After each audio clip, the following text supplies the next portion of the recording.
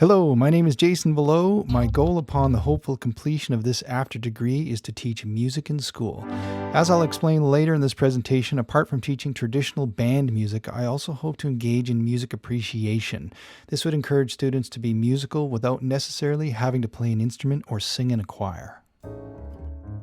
As someone with a music degree, 20 years as a professional touring musician, years of teaching, being the son of a band teacher, arts administration including running festivals as well as owning a live music venue, to say that the arts has enhanced my education is like saying a day without sunshine is like, night. Steve Martin, also a banjo player. Before I knew that teaching music was inevitable, I was a toddler running around my dad's band room. I remember broken drumsticks, greasy valve oil containers, and piles of sheet music. My father had a knack for building up small music programs into large band programs that became compulsory as early as grade 5. This happened when the school didn't know what to do with the 2 or 3 students that didn't sign up for band. I remember growing up hearing about the threat of the arts being cut in my dad's band programs, but I also remember him taking it more like a fundraising challenge. With my mom's help, large roast beef dinner fundraisers and band concerts were a way to counter the budget cuts. But it does raise the question of whether or not a science teacher would have to put on a bake sale for lab supplies. I don't think that is as likely. In an article called The Benefits of Music Education, Laura Lewis Brown's research reveals that the learning of the do-re-mis can help children excel in ways beyond the ABCs. This is with enhanced language development, increased IQ, spatial temporal skills, and improved test scores. Her studies show that a child learning about music has to tap into multiple skill sets, often simultaneously.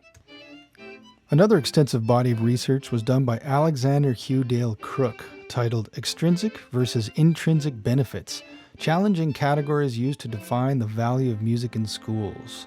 This useful research breaks down these benefits into components essential to developing students beyond what the core subjects can offer. The intrinsic benefits, he states, draws on a range of learning styles, fosters creativity, imagination, and emotional responsivity, provides unique opportunities for experiencing our world, understanding our own humanity, communicating and expressing ourselves, and has the ability to help us connect to our social world, understanding culture, our own and others, develop and experience our emotions and spirituality. The extrinsic benefits suggest that these social and cognitive benefits are the product of engaging in certain musical processes that either mirror non-musical cognitive processes or engender personal development in other non-musical areas. He describes these as ancillary benefits, those things that can be extracted from the core elements of musicking and applied to other areas. This breaks down even further. Regarding cognition, claims include the idea that musical training can increase memory, brain plasticity, and executive function.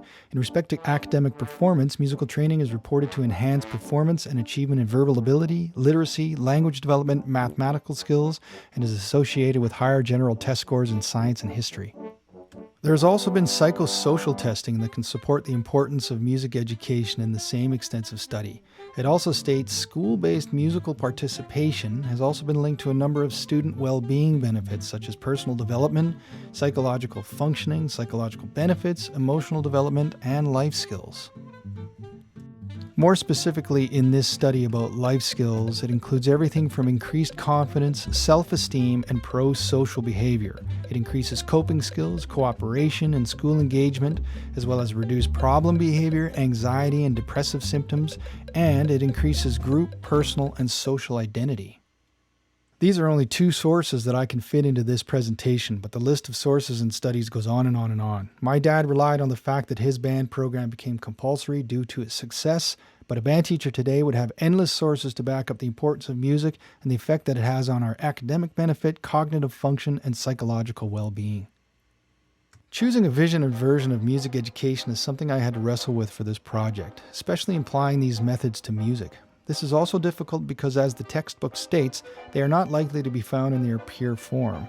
These 5 methods listed here all resonate with how I would like to deliver music education to students, but the one that stands out for me the most is integrated arts. I was placed in a grade 12 class for my last practicum, and I was surprised at how it inspired me to try teaching outside of the band room.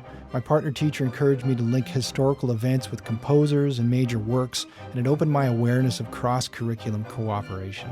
I also experienced new angles of teaching music from some of my courses last semester. As part of my dream of cross-curricular integration of the arts into a music appreciation format, I created a rich task as part of our STEM class last semester.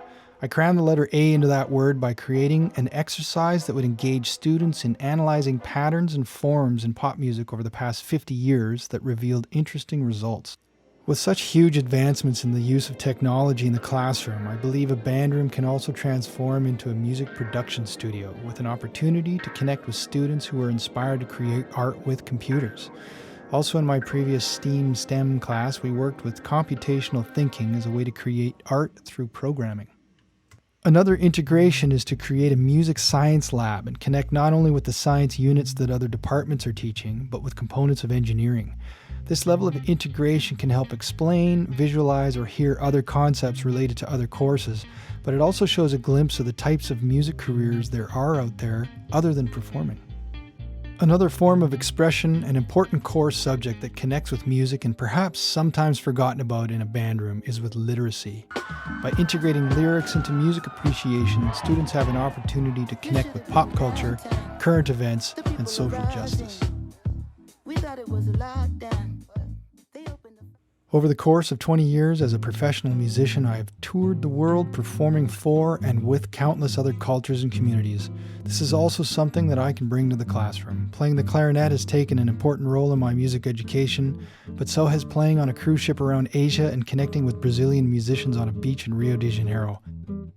Thank you for watching my Pecha Kucha. I hope I've been able to share something about myself and contribute something positively towards the case of needing the arts in education more now than ever. I'm excited to connect with other teaching artists wanting to share their love of art with future generations.